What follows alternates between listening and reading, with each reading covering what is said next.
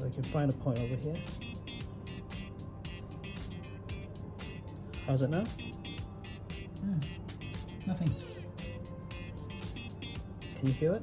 Yeah, sure. Do you feel the needles? Yeah. Okay, now it's coming.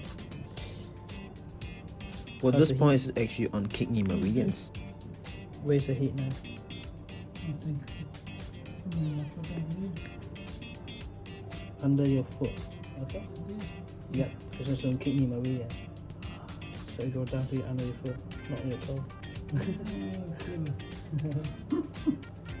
Patients feeling the warming sensation under the foot, which is on kidney 1.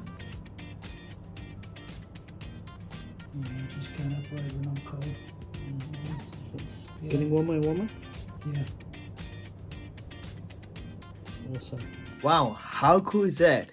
If you want to learn more about burning mountain fire acupuncture technique, leave a comment down there and follow me.